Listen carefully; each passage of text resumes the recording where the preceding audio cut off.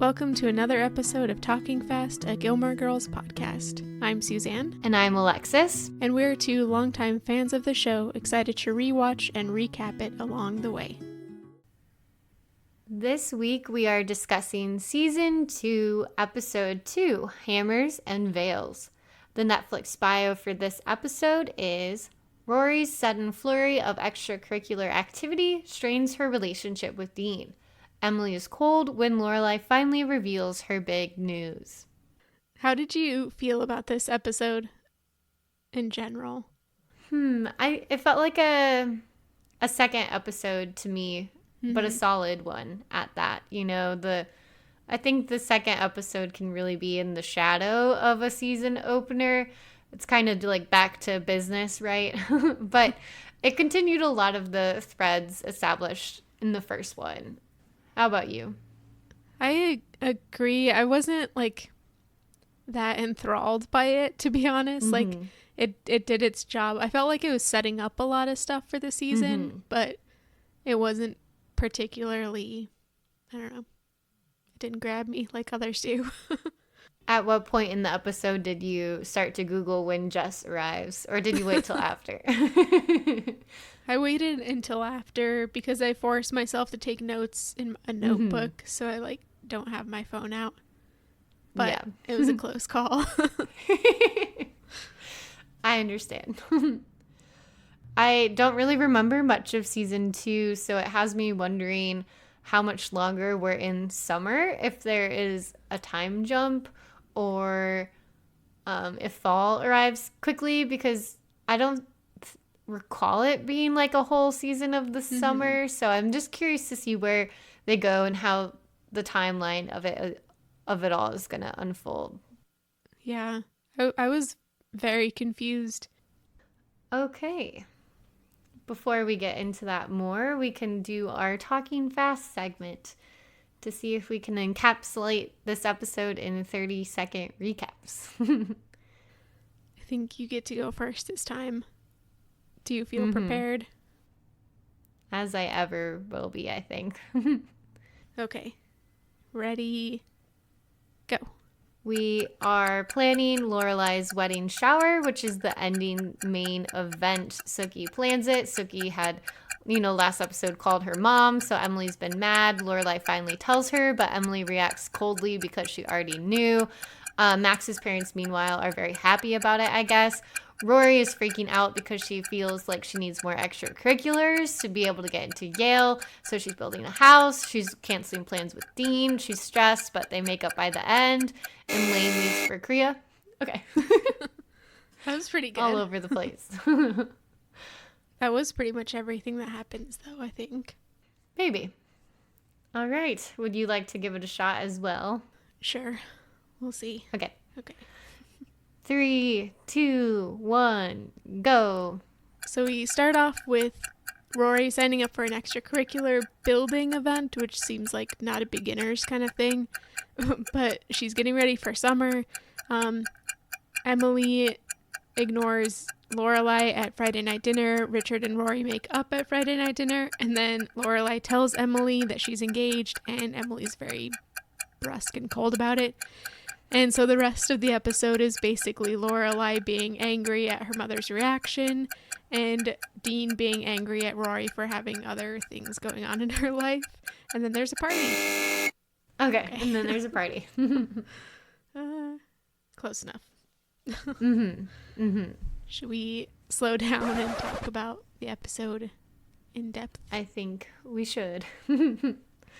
I liked this introduction. I think it's like one of the ones that sticks in my memory the most, when Lorelai comes down the stairs and she's wearing a veil made out of a newspaper on her head, and she is like debating different veil lengths, and Rory just starts reading the newspaper that's on her head. I just remember that scene very clearly.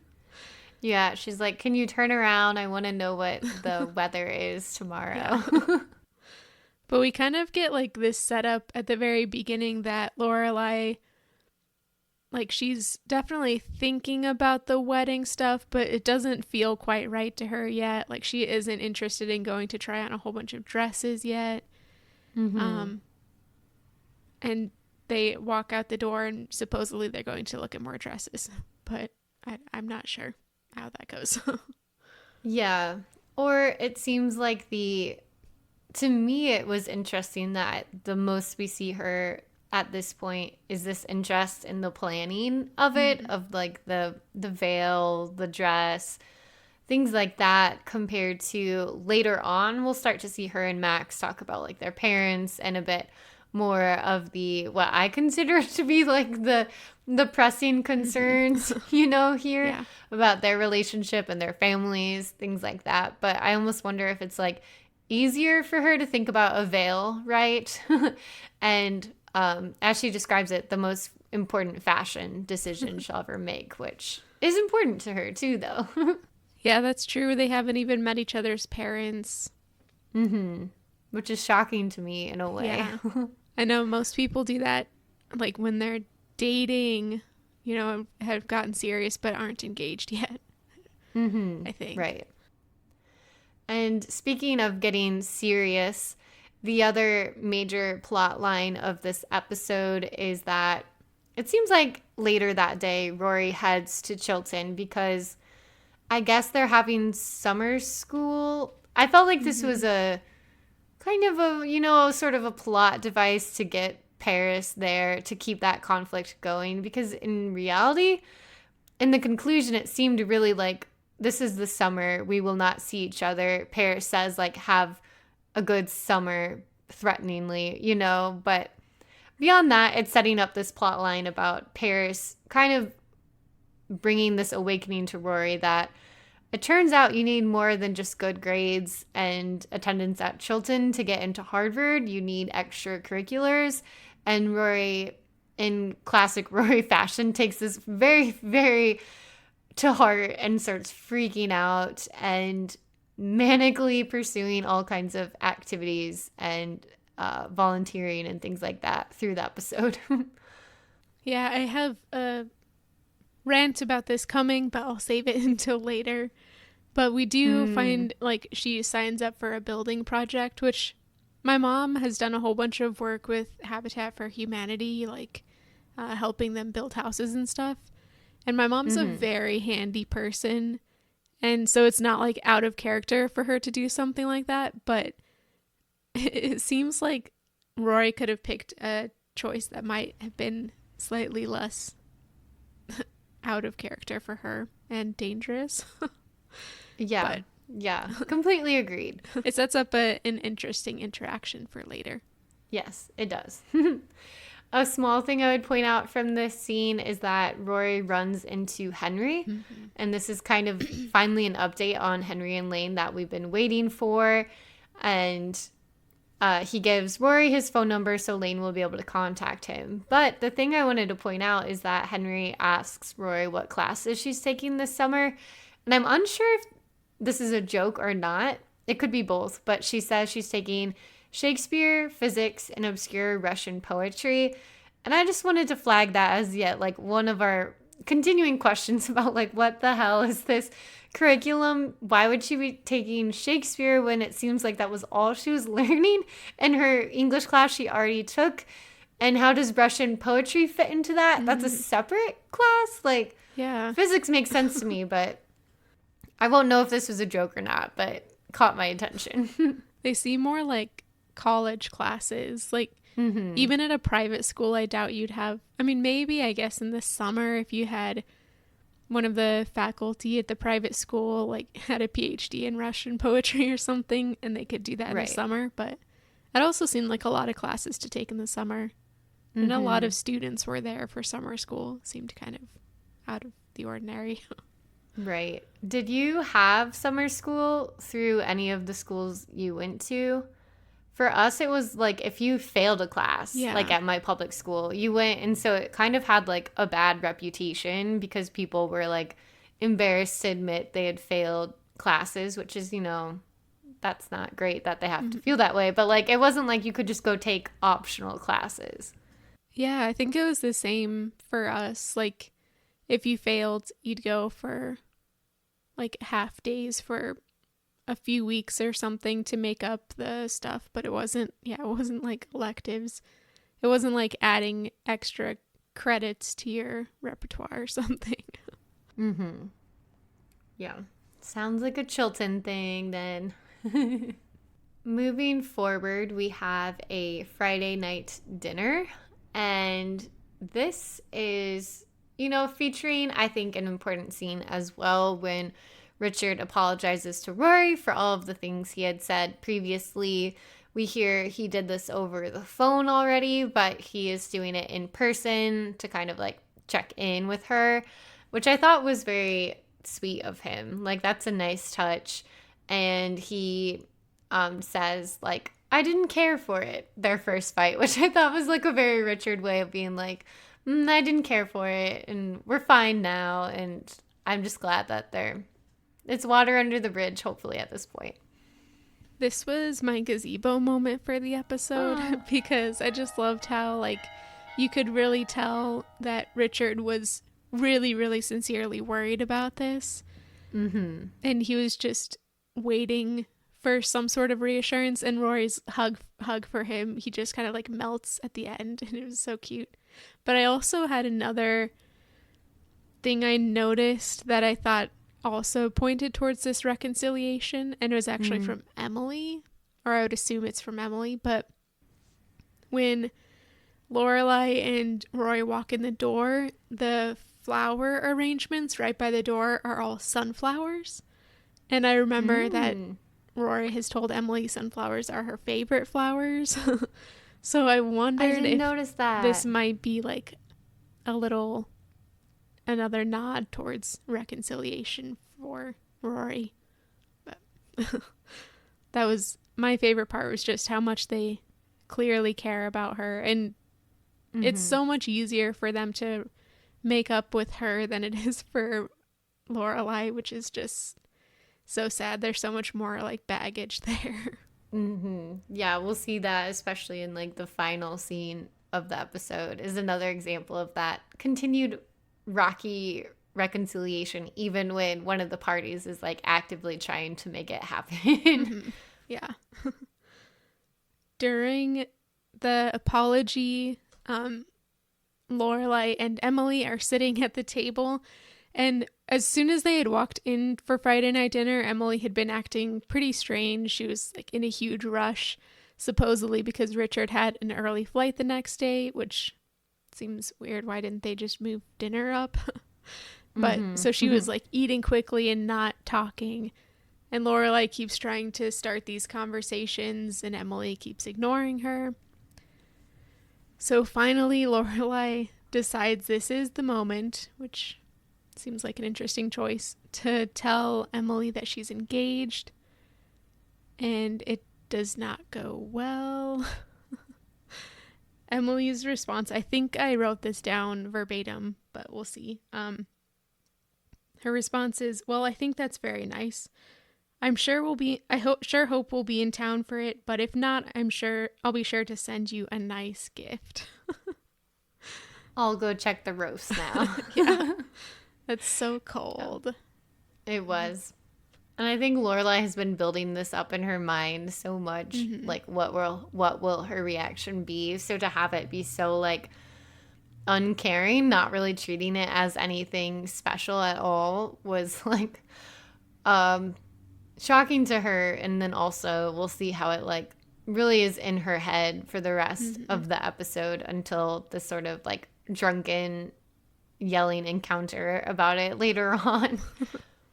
Yeah, I was kind of surprised. I definitely see where Emily, like where she was struggling and why she might react in this passive aggressive way. And it reminded me, I think later in the series, when there's another engagement for Lorelai, she reacts in a similar way. You mean she doesn't get married to Max? Oh, spoilers. But at that point, I think the excuse is like, oh, you've done this before and haven't actually made it all the way, so we won't be excited. But in this one, it's still, as far as we know, Lorelai's never been engaged. Like, she never did that with Christopher, and I don't think she's had a serious boyfriend since then. So that was just really rough. It was rough to see. I know, and it's just the epitome of, I think we've talked before about her choosing to repress things or choosing the passive aggressive route. And this is just textbook that, and it's so like, I think what can make her character so fascinating is like, we have at the end of last episode, her demanding Richard apologize to Rory so that she can tell them when she gets engaged. It's like super emotional, very like, spot on. But then she can't apply that lens to like any of the reparative work of the daughter, that you do have. Like, if you can admit something went so wrong and you have to control your actions moving forward with a different person, why not spend any of that like with the current person? But I mean, yeah, that's just the question of the entire series, really. Yeah, and it also just kind of seems so, it doesn't seem so immature. It's very immature. It just is. Mm-hmm. That like she is kind of setting Lorelai up for failure here. Like, she could have easily mentioned, I heard some good news about you. Do you have anything you want to tell me? Or something like that, just to give Lorelai the benefit of the doubt for taking some time to tell her. I don't know. Yeah, that's like what setting someone up to fail so you can feel self-righteous about like, I knew they were going to fail. Yeah. It's definitely not a healthy way of, it's not healthy at all. Yeah, seriously. So we end pretty abruptly after this, and we're back in Stars Hollow, kind of walking around the town square, and Rory is attempting to comfort Lorelai. Lorelai's pretending to be okay. Yeah, I call this the post-dinner debrief. Yeah, sounds good. I think we talked about that before. We noticed the pattern of almost every Friday night dinners followed by them walking around and then going to Luke's for like second dinner, but it seems mostly more therapeutic, like working through what happened. Yeah, we actually, that's said explicitly when Lorelai asks for a rant meal.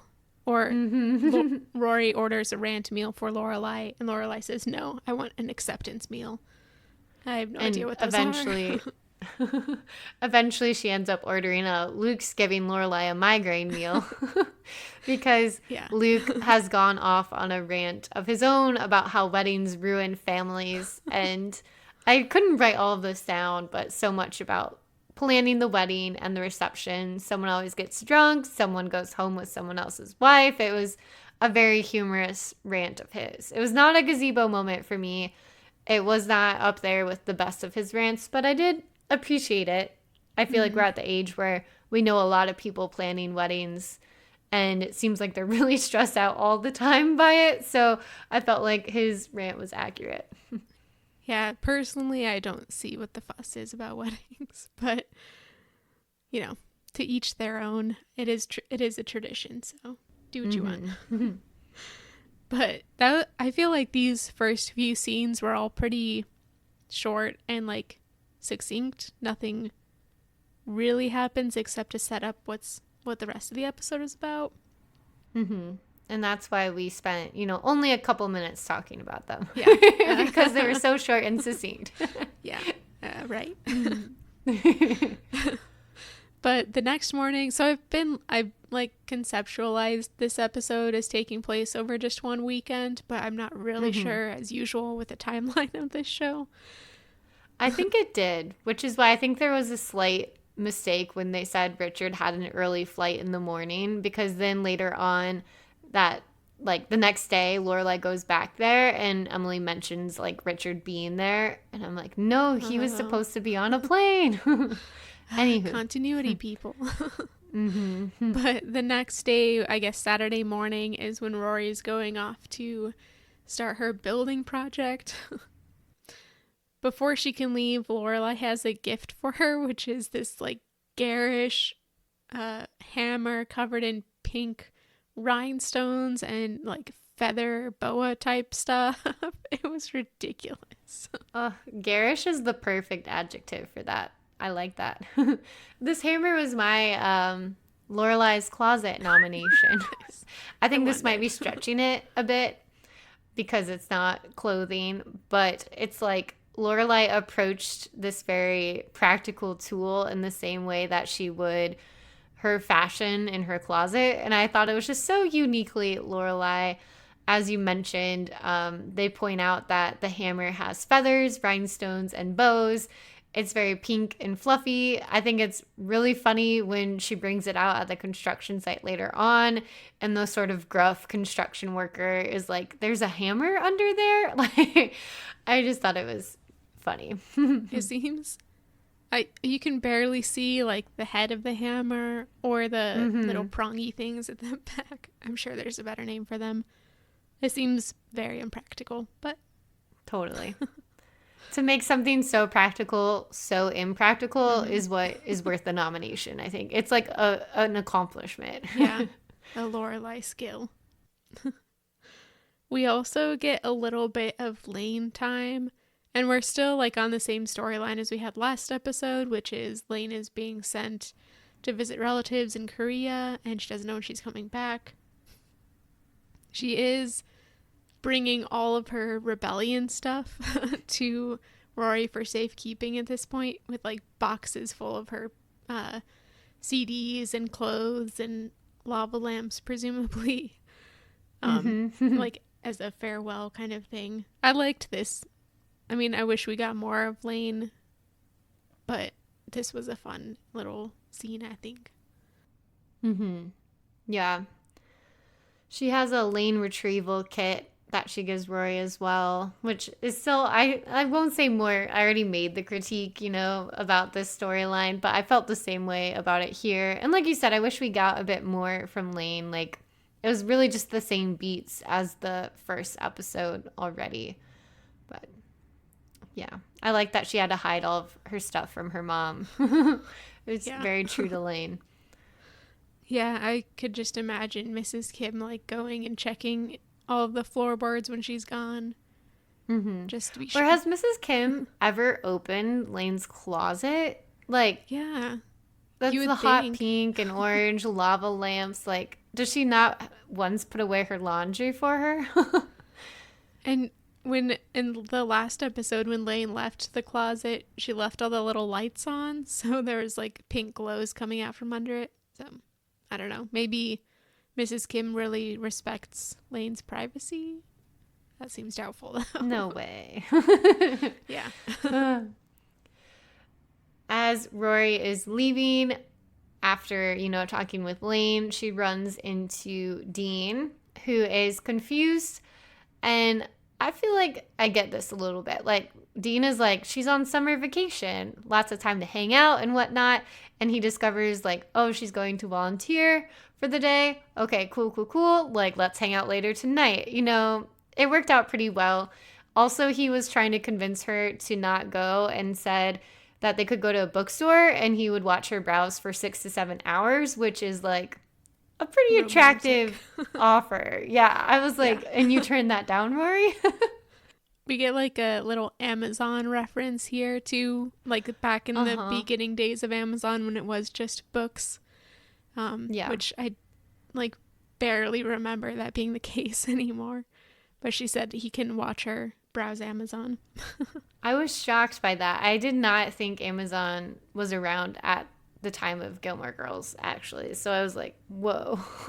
Yeah, it must have just been beginning. I don't remember buying or like shopping on Amazon until like later in the 2000s. I barely remember when Netflix was mailing you DVDs. I kept doing that until like I was in college, but that was until like 2010 or something, because I didn't have good internet back in the day. All right.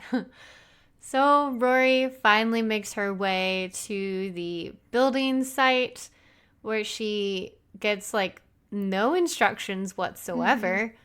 They expect her to have her own hammer, which I thought was unusual. Like, wouldn't they provide tools?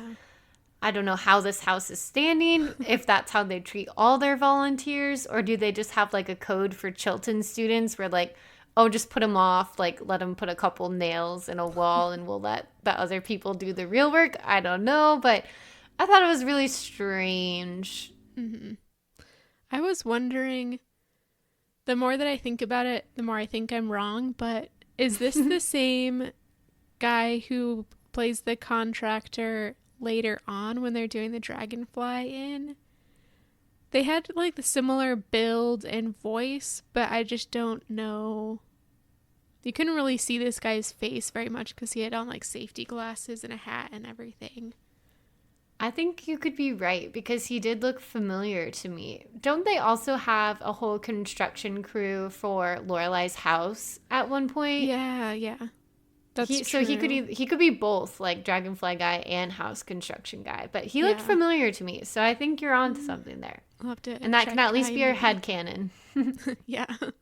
Continuity. Where there isn't in the basic structure of the show, there is in the casting.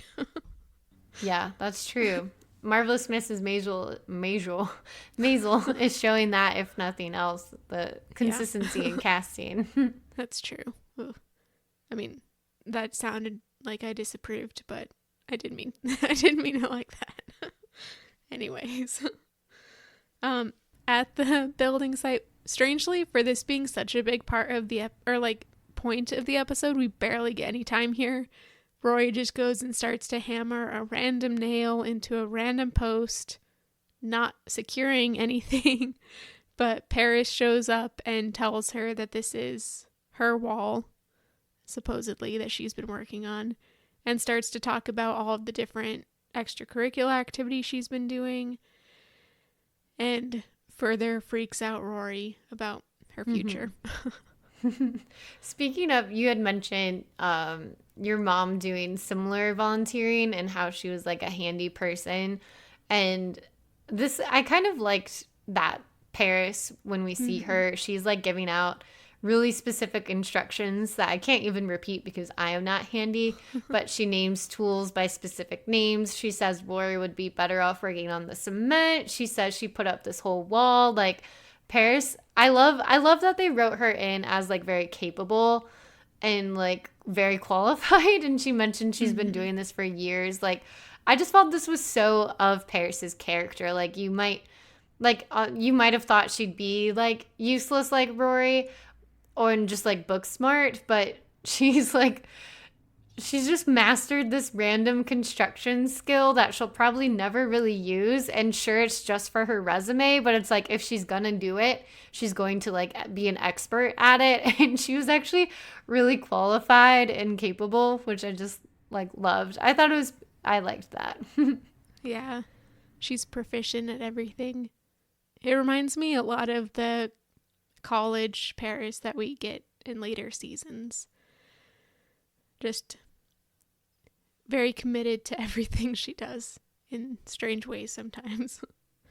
She says, I'll have a life after Harvard, when Rory's like, how have you had a life if you've been like volunteering since you've been 10 years old? Which I don't agree with. She should have a life this whole time, but that was such a Paris thing to say. Like, after Harvard is when I will live. Yeah, but little do you know, after your undergrad, then you have so much more to do.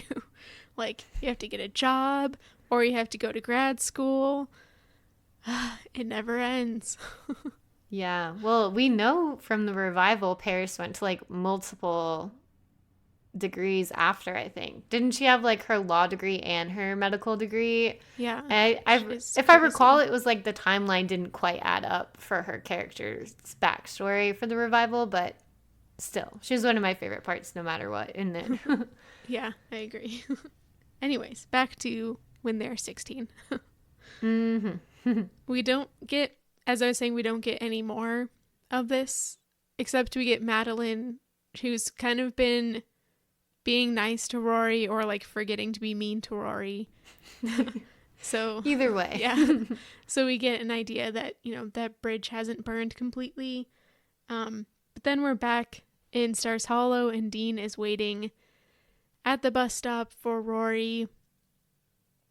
And then we get a great little fight and freak out, which includes my Friday night dinner nomination. So Dean is asking, can we hang out this evening? And Rory's saying, no, I can't. I have all these things to do. I have to catch up. And there were a couple things that led to this, my Friday night dinner nomination. First off was at one point, Rory says she needs to find a kid and teach him how to play soccer or some sport. And that was I know. a big... I was like aghast that she said that. Yeah. I'm like, are you kidding me, Rory? Yeah, like that's... First off, that word is super derogatory. And also, that's just so condescending and ableist, and it's just really disappointing. If you are thinking of things you need to like volunteer for, there are so many other options you could do without like blatantly insulting people like that. But my Friday night dinner, so it was two-pronged. It was that, and then it was also just the absolutely ridiculous expectations for higher education applications and stuff, especially for private schools that are so exclusionary to pretty much everybody except legacies. And part of what I like this whole episode was thinking was so much of what we're seeing is just an argument for free college. I think public university should be free for everybody. It is in so many other countries, and there's no reason why we couldn't do that here, except that people are greedy and can't imagine doing something different than how it's always been done. But it's completely possible. And like Dean is saying later in the episode, like Rory's trying to convince him that maybe he could go to an Ivy League school, and he's like, just no. But I think a lot of that also has to do with Rory doesn't recognize a lot of the privilege she has, and she might think that she doesn't have it because she's grown up with a single mother who had extricated herself from the upper class, but she is still like so entrenched in the upper class. She goes to this private school because she has rich grandparents who can pay for it, and she doesn't have to work at all, so she has time to do extracurricular activities. And she has all of this support to help her apply for college and everything. And when she goes to college, she doesn't have to really worry about finances because there are a million backups for her. And that's just not the case for most people. So this whole scene just reminded me of how much I hate the higher education system in this country. And it needs to change. It's really depressing. Yeah, very, very well said. I was thinking of a similar Friday night dinner critique. I didn't really know where to place it because these concerns were kind of threaded throughout the episode. I was thinking a bit along the lines when Rory is talking to Lorelai and just a bit about how she needs to spend her whole Saturday night like making all these calls, trying to volunteer at this camp or at this library, which apparently their library only has 12 books, which is a weird fact, and okay, but I think, and you said really all that I would say. I just found myself thinking about this very like resume building style of volunteering where her heart is not in it at all. She's not looking for specific causes. It's really to put that line on your resume or CV, which I think takes out all of the point of doing those things. And if this was like, the classic, like on the show, The Good Place, if you're getting points for volunteering, like you're not going to get good person points for that in the end, really, because you're not doing it for ethical reasons. It's so selfish. But as you said, it's very two-pronged. Like there's that, but then there's also the expectation she's facing where like it's so unrealistic for her to like get into college based on her like ideas or like her academics, and even that is problematic when you think about like it's all reduced down to like test scores or things like that aren't really a reflection of learning either in many ways. So I thought this was like a critique in which the show was putting forward this critique fairly successfully by like representing how she's going through all of these issues in this like Ivy League college system that is like planned for her to really not succeed practically.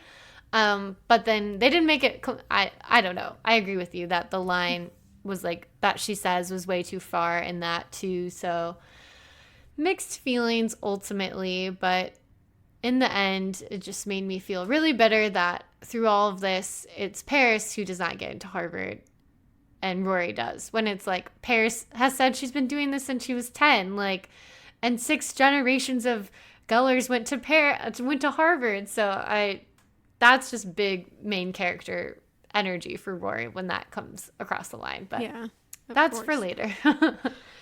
What you were just saying reminds me of a Friday night dinner you had like in the very beginning of season 1 with the charity that Chilton was donating some to. kind of bird owl. Yeah. Just for show. All of this is just for show. And that kind of takes us back to the construction guy foreman who probably 100% knew that this is all just so that they can get signed off that they did this community service type thing. Yeah. And not actually to help with building. So I've been watching The Gilded Age like you recommended, and that show is all about just random ass charities. Mm-hmm. And it's really so much about like society, them hanging out with friends or getting status from donations, random stuff. It's all very like not actually about helping anyone. Yeah. It's such a good show. We interrupt this podcast with a message from our sponsor. Come one, come all. It's another Sookie shindig in Stars Hollow. And you know what that means. Cookies, cakes, tiny hors d'oeuvres, delectable dishes, and fresh fruit tarts, courtesy of a certain gentleman. While you partake in delicious delectables, expect the finest entertainment arranged by Miss Patty's Dance Studio. At least 6 young girls wearing flower girl dresses will tap dance, testing the gazebo's structural integrity. But don't worry, it's certainly been checked for safety hazards by Rory, newly an expert in construction after 1 day of volunteering building a house. It probably won't surprise you that Kirk is the manager for this event. He's got a bullhorn, and he is not afraid to use it. However, what he doesn't know is that Sookie secretly put a clause in his event contract that if you, our listener, are able to get a hold of the bullhorn and say, talking fast into it, Kirk will be contractually obligated to go join the tap dancers to really take the evening's entertainment to the next level. He might have bum knees, but he's got a secret tap talent just waiting to be put on display at this marvelous event. But what did you think of, like, the actual argument that happened, kind of devoid of the things we've already critiqued, but Dean being all pissed off that she's not available? Yeah. I felt like this was a very actually good representation of, like, a fight between a young couple, but also just any couple in general, where, like, it starts out from a reasonable place, like Dean being frustrated that he's finding out Roy is canceling their plans last minute. Like, they did agree to do something, and he was like looking forward to it all day, and so he's disappointed. I think that's totally fine, and he could communicate that to her, and then she could communicate like, yeah, but you know, my headspace has changed since then. I'm not really in the place to go see Barbarella, which is a great movie. She just wants to go home and stuff. And neither of them really communicate that successfully. They are like, she's like just being so anxious, and he's being so jealous ultimately, like of Harvard, I guess, as he says later on. And it all gets very dramatic really fast when at a certain point I'm like, I think you're both coming from reasonable places here if you could just tell each other. But I guess that's why I think it's a good fight, because I could see it happening in real life. What about you? I agree. Like, at first I wanted to be really angry at Dean for not respecting Rory's needs or whatever, but it is really like both of them miscommunicating, or both of them not really knowing what they're feeling.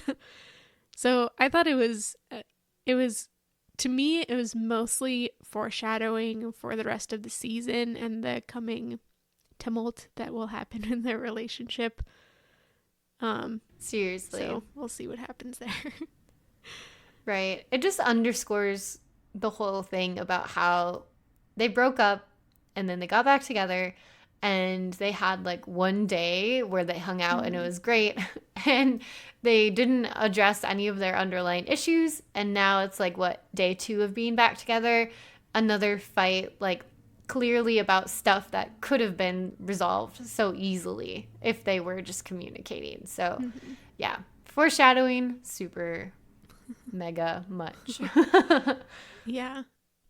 We get a super short scene after this, back at home, where Lorelai's getting ready to go out to dinner and Rory's still like sifting through all these different possible extracurricular things and asking Lorelai why she never took her camping to get wilderness skills, which I can't see them camping. So I think that makes perfect sense. I kind of wish I could just like go into an advisor kind of role with Rory here and like sit her down, take all the things out of her lap and say, okay, what are some things that you value? Okay, let's find some charities or something you can do that will actually speak to your values instead of just randomly grasping at straws to pad your resume. And is she, she's going to be a sophomore or a junior? I think she's going to be a junior. I think that she started in her sophomore year. Right. Like 16. So I guess the clock is ticking, but like she's still young.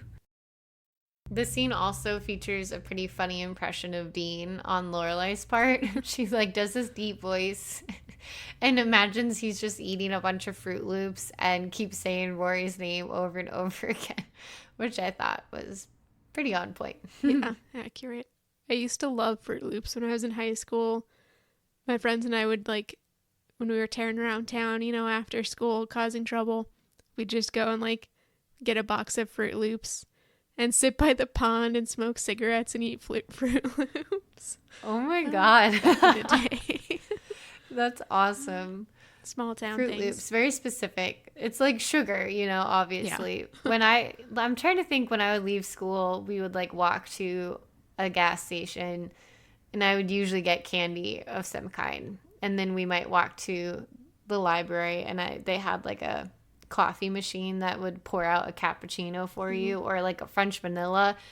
And it was basically just straight sugar too. And I would love that. And then I would go on the computers and probably do like a chat room or something like that back in those days where they don't know I'm like a 12-year-old kid. Scary. Reminds me of chat roulette. That was a dangerous I was not big place. into that. I was too scared of being exposed online by men. My friends and I, every once in a while in college, we'd sit in a dorm room and all get on chat roulette together and just like speed through people cracking up. That was pure entertainment. Yes. Anyways. Taking us back to the episode. Once Lorelai is done with her good Dean impression, she heads to dinner to meet Max, where we discover that, you know, what Emily said to her is kind of in her head. She is not really into this date at all. She seems like she's kind of off thinking about things. She mentions Rory. Max says he could help her. And then they kind of get to the real thing, the truth of the matter, after Max has been telling her about how he told his parents that they're getting married and they are like really excited. What I think is so sweet is that they have offered them a check for $35 and there will be 3 more installments. So cute. Yeah, so cute. And so Lorelai, I think, is feeling a bit like she's kind of obsessing over the fact that her parents didn't react in such a supportive way. How much is 35 times 4? Listeners, don't laugh at me. I am an English major. Oh, it's $140. That's so random. Like, why not 150? I have no idea. Also, what does that buy you? Pretty much nothing. But that was really cute. Mm-hmm. And I thought that Max brought this up in a really good way. He was just being happy about their future, trying to talk about, their future plans and everything. And Lorelai completely dumped on him. I felt kind of bad for Max in this situation, though I also understand he has this easy relationship with his parents, and Lorelai has a terrible relationship with her parents, so obviously one needs a little bit more time to talk about than the other. But I wish we got to meet Max's parents. I bet they're adorable. I know. I felt like in this scene and later on, Lorelai is like reacting in the opposite way that Emily did when Emily was hurt by not hearing about the engagement. Emily like shut down and repressed and like waited till Lorelai brought it up. Whereas now Lorelai reacting poorly to Emily's reaction is almost like it's like these thoughts, not intrusive, but like almost exploding out of her. She is like pouring out all of these thoughts and feelings that she could repress them a little bit more maybe, but she's not holding back. And so it's like coming out almost at Max or like during their date, and then plays that role in her decision. So like Max doesn't even know, but she directs them to the Gilmore's house so she can kind of go confront Emily about this in the middle of the night, it seems, in a really large way, and it's just like so dramatic. I felt so bad for Max during this, though I think he handled it pretty well. But like this is the first time he's meeting his potential in-laws, and it goes like this. That's not a great taste in the mouth. And on the car ride over, as he doesn't realize where they're headed quite yet, he's saying very like intelligent things that, to be fair, I think when you're in Lorelai's shoes would be hard to hear, because you don't always want someone to like problem solve. Sometimes you just want them to like sympathize. And she's been dealing with this for years, whereas he is just now, gaining insight to it. But he was saying like really encouraging things like, this may be harder for your mom than you think it is. She just got back in your life and now everything is changing on her. Maybe once you get married and the things will settle down and you two can work it out. He offers to like be a buffer for them. I feel like he was saying all of the right things, and in a different universe, like if they had been married and maybe it could have worked out, he seems like he would be a good partner, is what I was observing from what we've seen so far. Yeah, he probably also would have been a great buffer since he like knows that world, but he's also kind of distanced from it, so that would have been good. But sadly, what does happen is they show up at Emily and Richard's house, and Lorelai just kind of bursts in and starts yelling at Emily for never caring about anything that happens in Lorelai's life. This was a really like a tear-jerking scene. It was really sad, all the things that Lorelai was saying, but it was also equally sad Emily's response to that, which is, maybe this feels like what it felt like for me when I found out that my only daughter was getting married and she hadn't bothered to tell me, but she told everybody else. And that like shuts Lorelai down, and she just walks out the door with her tail between her legs, and it's just like, it's a heartbreaking scene all around. And poor Max has to just be like, hey, my parents want to meet you for lunch. Yeah, it was nice to meet you. It was a tearjerker. It was like they were at tens from the very get-go. It's like, this is going to be a lashing out kind of conversation and not a speaking and listening conversation. And that is what happened, but it's very emotional. Yeah. In a way, it needed to happen, because I wonder how long Emily would have held out being passive aggressive about it if Lorelai had never like confronted her and pulled out the truth. But it was still painful to watch. after this, we have what's my Stars Hollow moment / scene for the episode, which is we go back to the Independence Inn, and Suki is like trying to stuff these 2 different kinds of cookies down Michelle. Of course, he won't test them because he only eats 1,500 calories a day, which Not is enough. starvation especially for a man.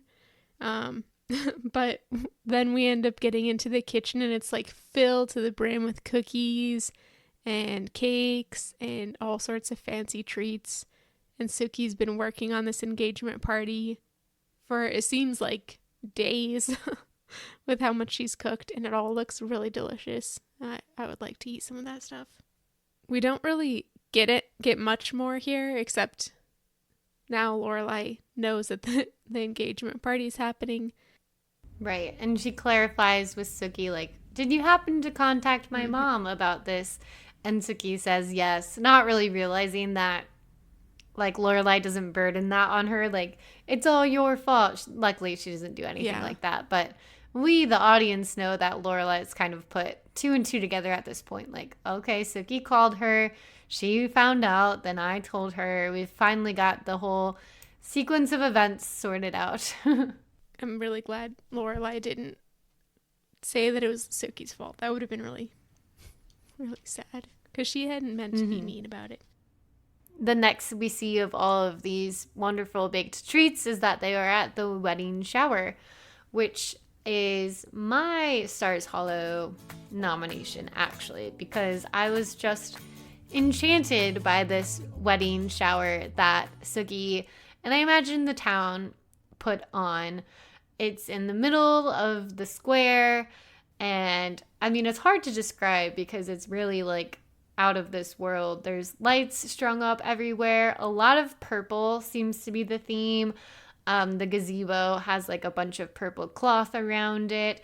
There's all these candles that are on like stands, so they're really tall.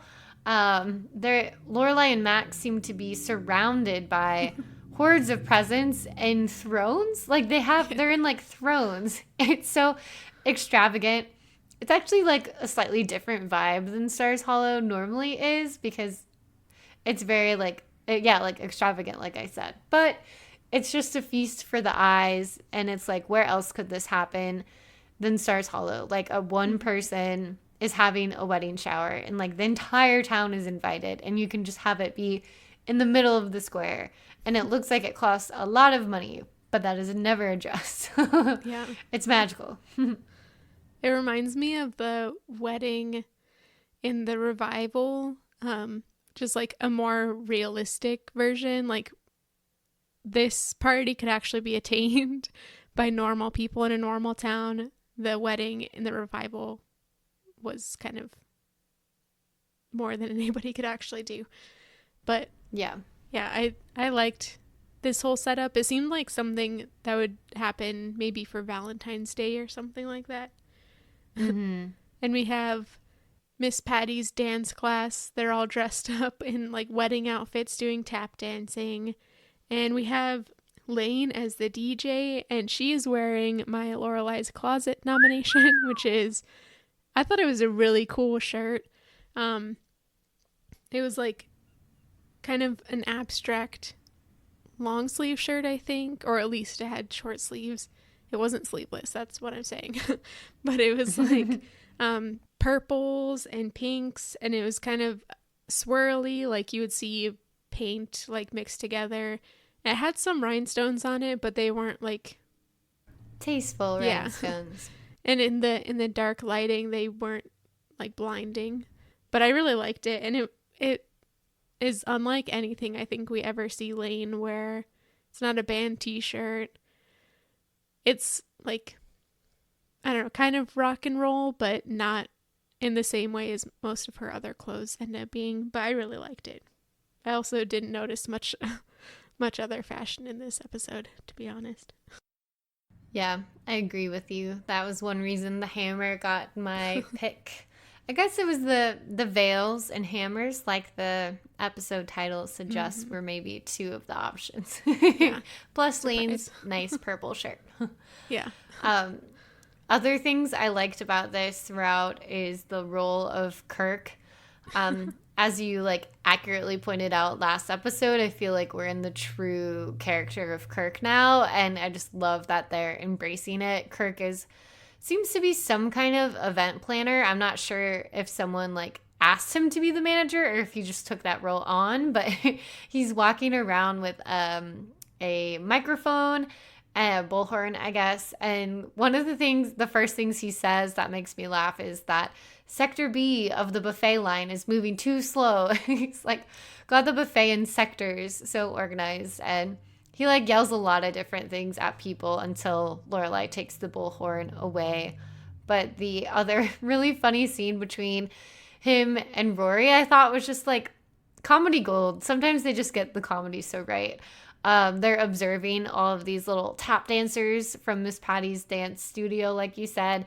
And Rory jokes like, "Oh, why aren't you up there with them, Kirk?" You know, just a silly joke. But he responds so seriously, "I don't tap anymore. Bum knees." And it's like, Kirk did tap, like, but he has bad knees. That's why he's not tapping with them. And then it's like the next level he asks, he's like worried about the gazebo being able to hold up all the girls. And Rory says something really funny about how it structurally sounds like she's some expert after like a day of building one house. And I don't think she built much of it, but it was just like, that was such a good scene. I didn't know how to fit it in of like a nomination, but I appreciated it. We should come up with a nomination just for Kirk, like a Kirk's Best or something like that. We'll brainstorm it. A moment by Kirk or something, like a film by Kirk, you know, something. We could get there. One of the other things that we get to see in this engagement party is we're back with my favorite couple, Sookie and Jackson. Okay, their interaction was amazing as well. It was so cute.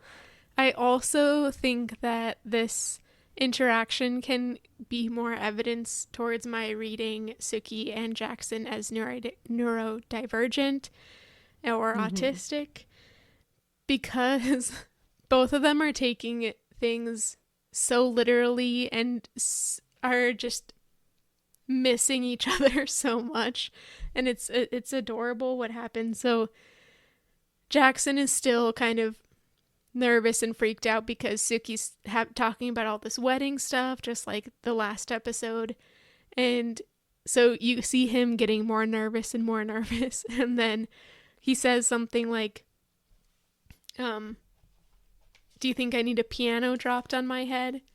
Sookie's response is to take this very literally and said, "I don't think anybody actually needs a piano dropped on their head." But what he was getting at was that, okay, I get what you're saying. You want to get married, and he is like, "I'm not ready for marriage yet, but I will move in."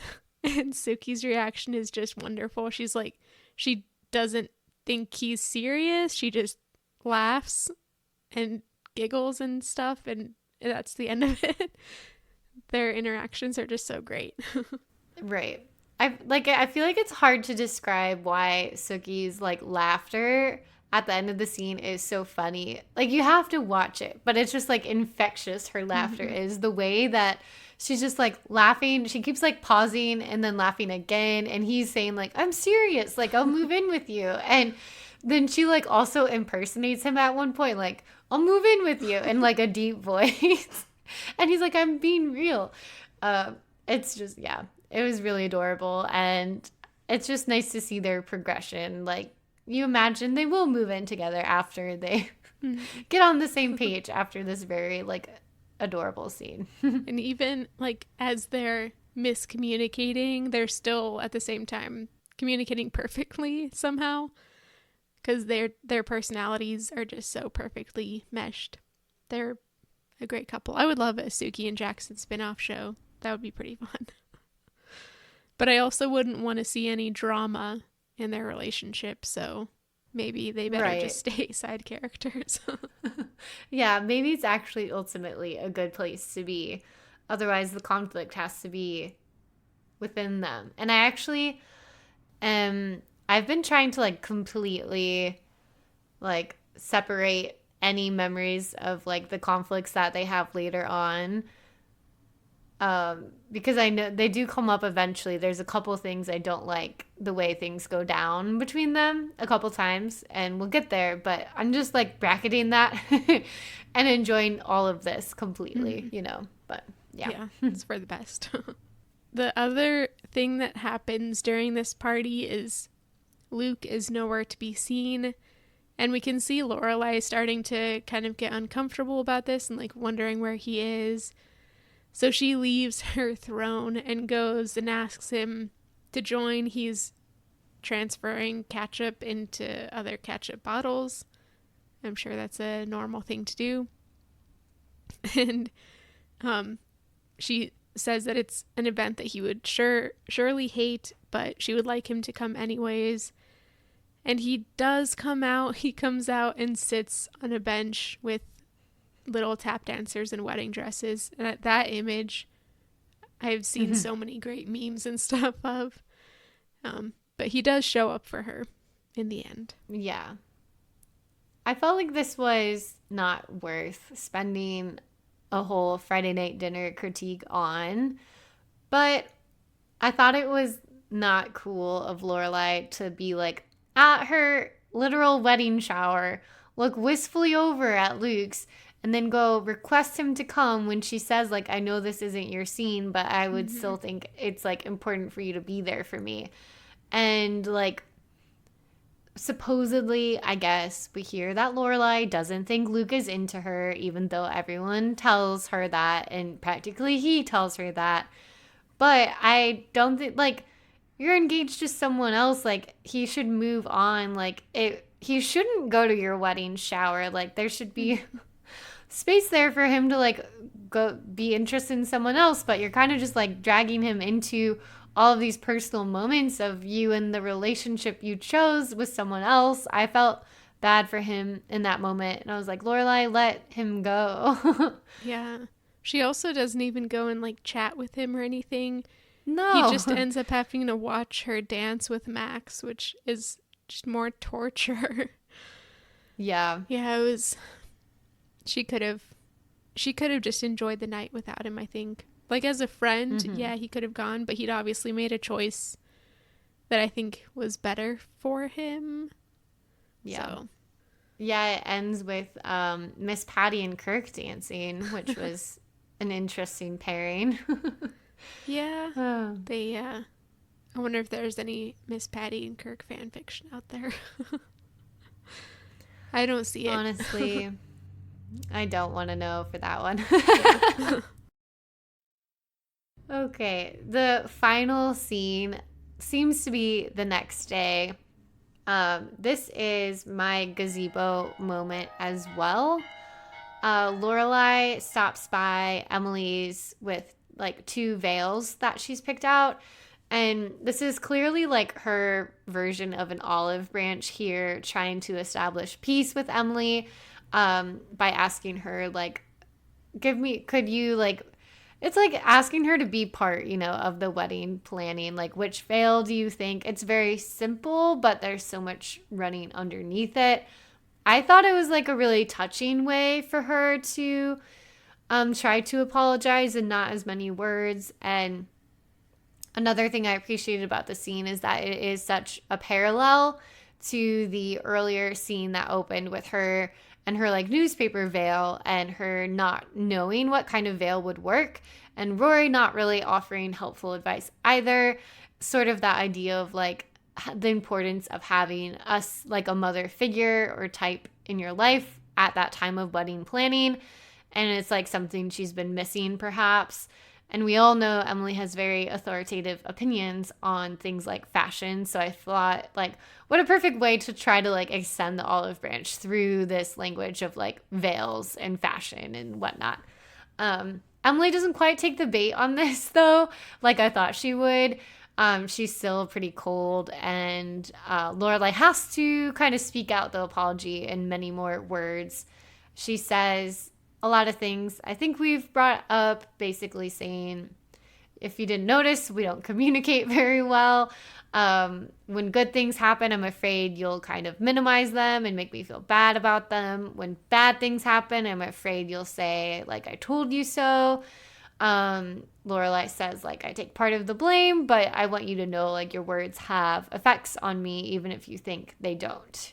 So I hope I summarized that well. But Emily doesn't actually respond to this either. They have a big use of silences, between the two of them. But she does say that her head is too big for a veil, which I think is her way of, moving forward a bit. So also return to the very funny bit about Lorelai burning all of her childhood pictures because of her big head.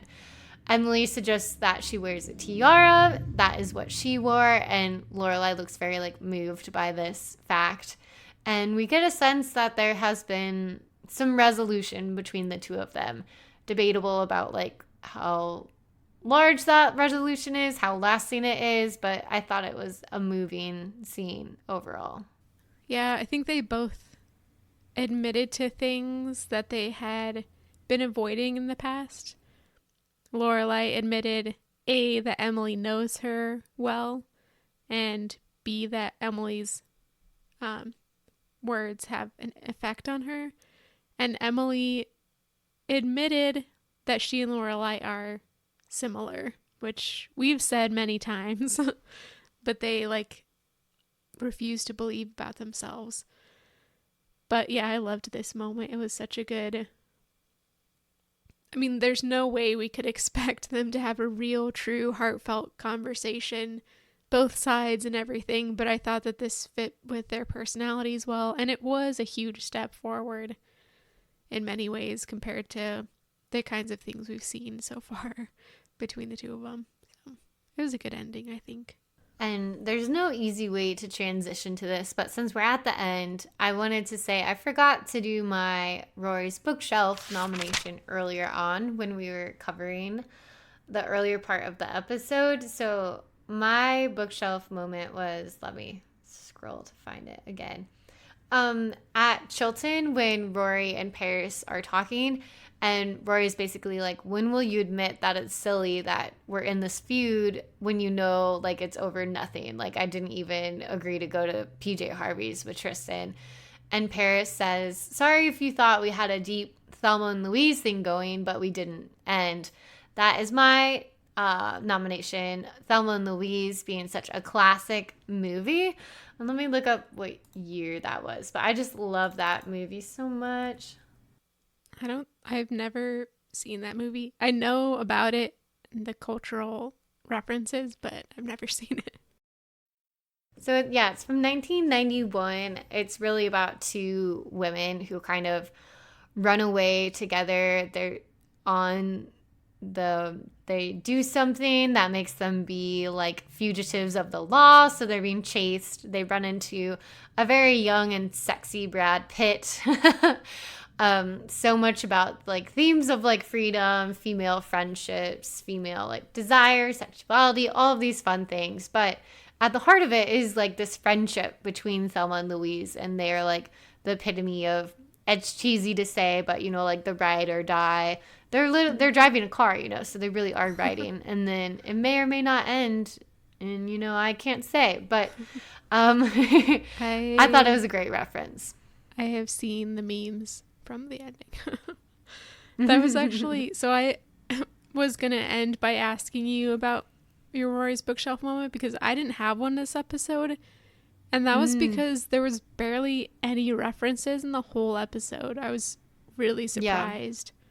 The only other thing, they talked about Amazon.